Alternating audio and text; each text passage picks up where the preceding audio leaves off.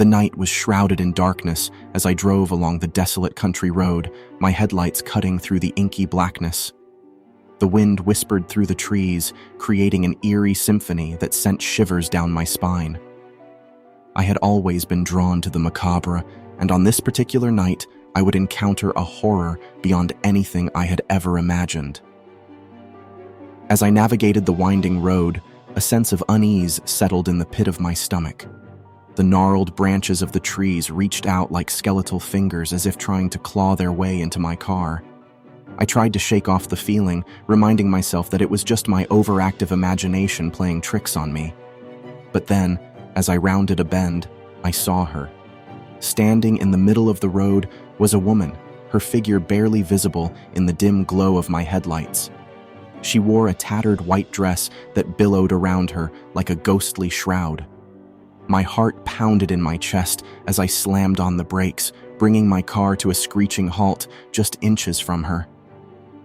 I sat there for a moment, my hands trembling on the steering wheel. What was she doing here, in the middle of nowhere, in the dead of night? I couldn't see her face, but her presence sent a chill down my spine. She seemed to radiate an aura of malevolence that was palpable even from inside the car. With a shaky breath, I rolled down the window and called out to her, my voice quivering, "Are you okay? Do you need help?" There was no response. She remained still, her head bowed as if in mourning. It was as if she was lost in her own world, oblivious to my presence. I felt a strange mixture of fear and sympathy. I couldn't just leave her standing there in the middle of the road. Gathering my courage, I stepped out of the car and approached her cautiously. "Excuse me," I said, my voice a little firmer this time. "Are you lost? Can I help you?" Still, she did not respond. It was as if she were a specter, a ghostly apparition that had no place in the world of the living. I took a step closer, my heart pounding in my chest. And then, she raised her head. What I saw, or rather, what I didn't see, made my blood run cold. Where her face should have been, there was nothing, just a smooth expanse of pale, featureless skin.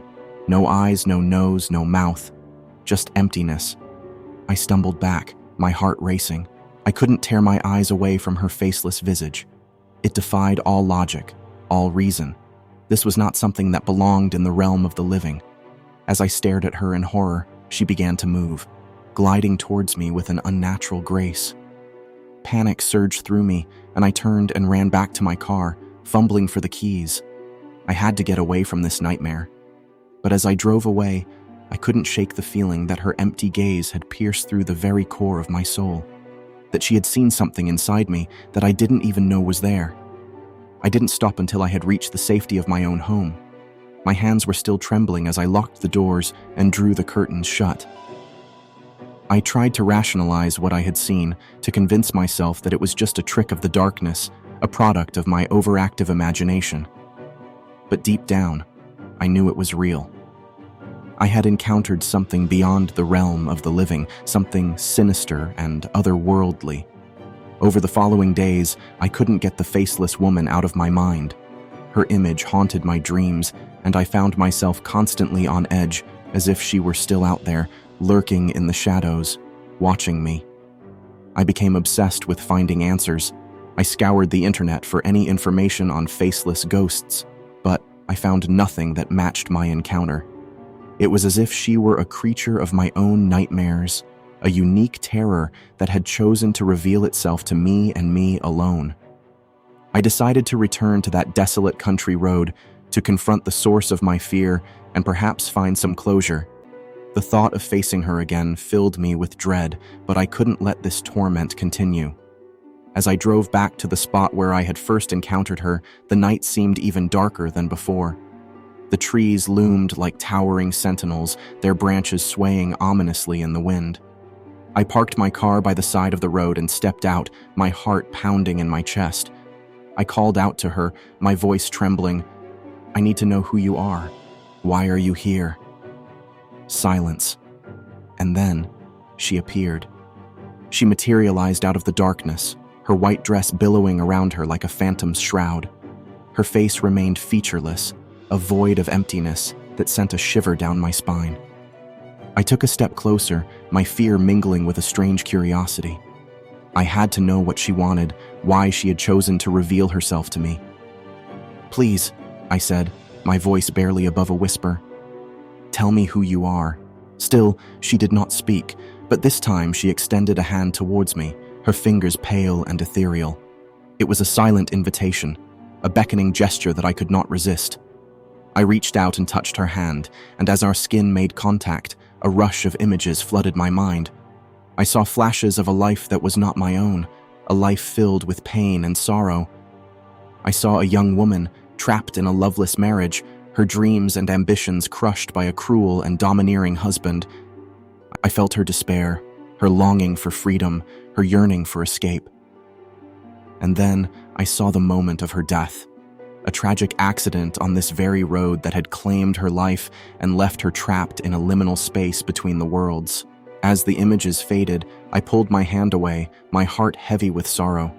I finally understood who she was, or rather, who she had been, a woman whose life had been marked by tragedy, a woman who had lost everything and had become a lost soul, trapped in a never-ending cycle of despair. Tears welled up in my eyes as I looked at her, and I could see a hint of sadness in her faceless gaze. It was as if she had been waiting for someone to hear her story, to acknowledge her existence. "I'm so sorry," I whispered, my voice choked with emotion. "I wish there was something I could do to help you." And then, something extraordinary happened. Her face began to shift and change, as if she were trying to form features. Slowly, the outline of eyes, a nose, and a mouth began to emerge. It was as if she were trying to reclaim her humanity, to show me that she was more than just a faceless specter. But as her features took shape, a sense of dread washed over me. Her eyes were hollow and filled with an insatiable hunger, a hunger for the life that I had to offer. With a jolt, I realized that I had made a terrible mistake. I had touched her, connected with her, and now she wanted to consume me, to take my place in the world of the living.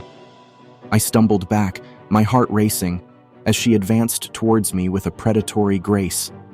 I turned and ran, my footsteps echoing in the darkness as I sprinted back to my car. Panic surged through me, and I fumbled for the keys, desperately trying to start the engine. The engine roared to life, and I slammed my foot on the gas pedal, tearing away from that nightmarish scene. I knew I had narrowly escaped a fate worse than death, that I had encountered a malevolent force beyond my comprehension. As I drove away, I couldn't help but wonder how many others had fallen victim to her, how many souls she had trapped in her web of despair. I knew that I would forever carry the weight of that encounter, the knowledge that there are things in this world that defy explanation, things that lurk in the shadows and wait for the unsuspecting to cross their path. I never returned to that desolate country road, but the memory of the faceless ghost lady would haunt me for the rest of my days. I had glimpsed the abyss that exists just beyond the veil of reality, and I knew that some secrets are better left undiscovered, some horrors better left unseen.